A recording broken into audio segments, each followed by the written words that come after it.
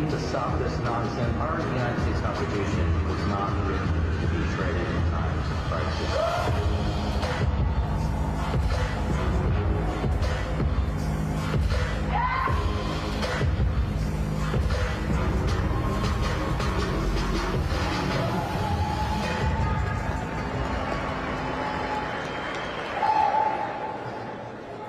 Welcome to the People's Convention!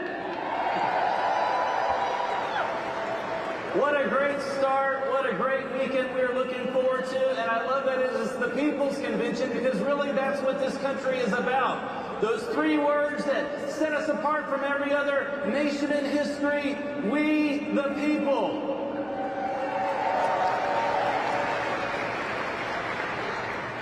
And I want to talk to you about that today because there'll be a lot of great ideas that we discuss, and ideas matter. We certainly have the ideas that can restore this nation, that can make America a shining city on a hill again, or as a lot of people like to say, make America great again. But it's not the ideas alone that get the job done. Let me put it this way.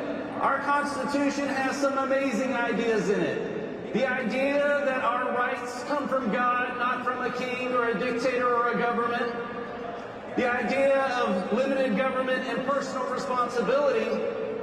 But those ideas would just be in a textbook if it was not for 56 people who decided to sign their names on the Declaration of Independence and said, we're going to pledge our lives, our fortunes, our sacred honor, and the thousands and thousands of names not known to history in that generation and generation since who have fought for those principles and made sure that they have endured to the next generation. And so ideas matter, but I want to talk to you a moment about the people, because the people matter. I want to talk to you about the kind of people that make a difference. Because it's not just the ideas, but it's the people with the courage to make sure those ideas happen. Let me tell you, I've been to a number of these events. I'm sure a number of you have, and it's sad. But what happens is we have these wonderful mountaintop experience. We get excited about the potential of what happens. We work hard to elect people, and then we see the same thing and the same thing out of Washington.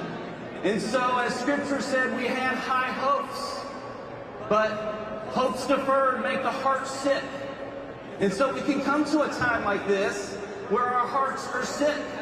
Our hearts are sick of seeing this nation we love cast aside. We're sick of seeing people go to Washington just to fill a seat and not make change. We're sick of having to fund the demise of the very country we love. But how do we change that?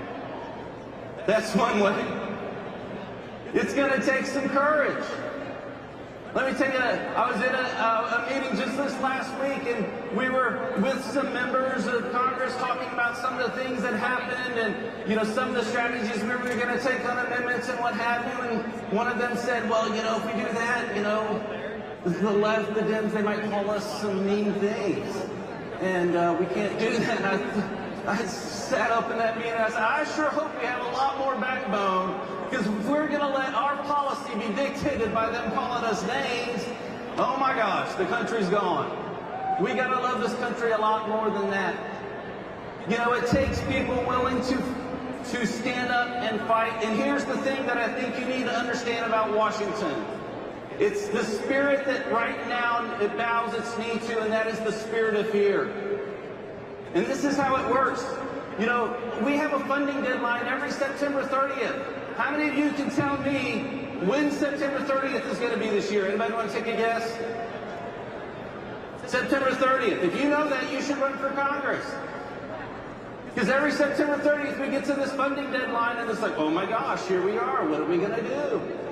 And then the Chicken Little sad stories come out of, well, the whole world's going to crumble if you don't pass this massive omnibus bill that has kickbacks and stuff to all the special interests, massive spending that's going to put our nation in debt, saddle our children with debt. Same thing for the debt ceiling fight when it comes. Oh my gosh, the world's going to crumble. The Republic will not survive the world economy if we go a couple days past the deadline.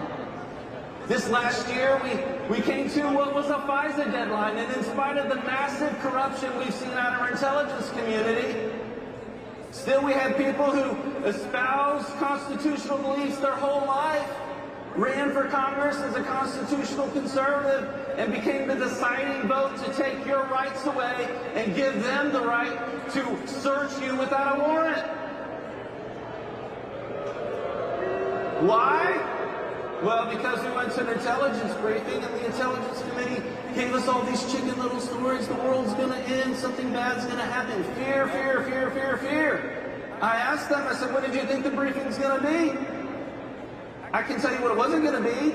No agency, no intelligence agency, no power in Washington is going to come back and say, thank you for that authority.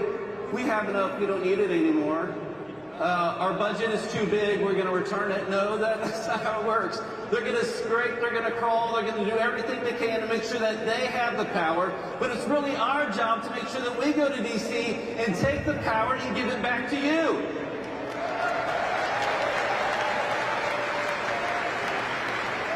The glory of the American Revolution was not a great government. It was a free people. And yes, one of our jobs is to keep you safe. But we have a greater responsibility in that, and that is to keep you free. But I got to tell you, it's not just in Washington. Fear is what can sometimes keep parents from standing up and standing strong and saying, you're not going to have my kids' minds, you're not going to have my kids' bodies.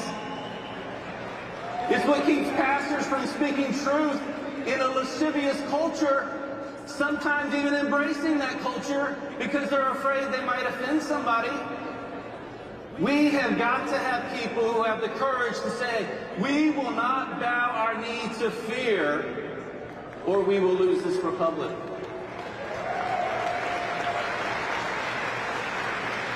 What's incredibly incredulous to me about this is sometimes, and especially in Washington, you'll hear this, they'll label fear and they'll give it this amazing designation as wisdom.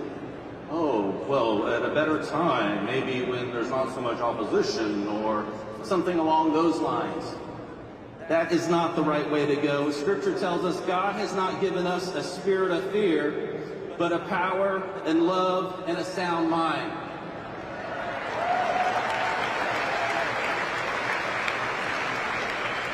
And look, let's be honest, the United States was not built for the faint of heart. If you want to go somewhere where you can be a ward of the state, if you want to go somewhere where you can throw away your dreams and sit here in the squalor of a state of mediocrity and never being able to have the pursuit of happiness, you can do that. There's plenty of countries for that. But that's not what America was built on. We're the people who take to the skies. We're the people who storm the beaches of Normandy. We're the people who conquer the moon. We're the people who say, give me liberty or give me death. I can tell you one person who gets this. President Donald J. Trump.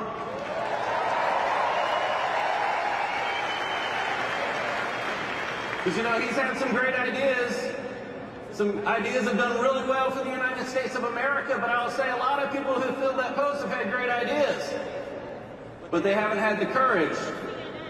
They haven't had the fortitude to pull it off.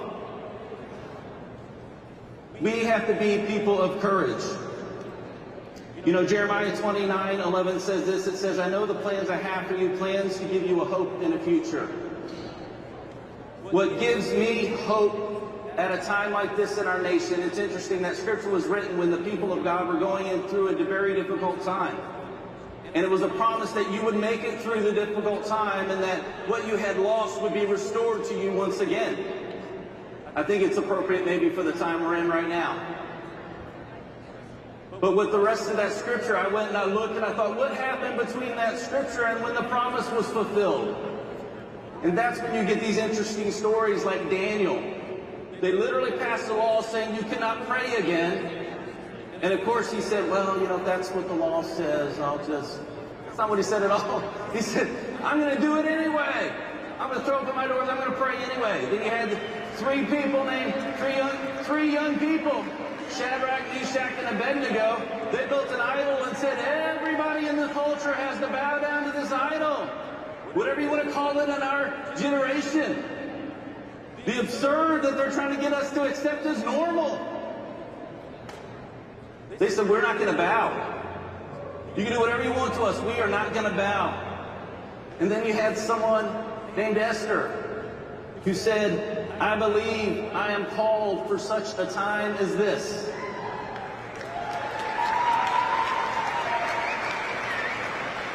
What gives me hope in a season like this is not only that we have the great ideas, which are so important, they can change and will save our country, but it's people like you who say we are not going to bow. We are going to fight. I believe you are called for such a time as this, and we are going to join together and do everything we can to make sure that we save this country that we love. God bless you. Stay in the fight. Keep the courage. Keep the faith. And may God bless this nation we love. God bless America.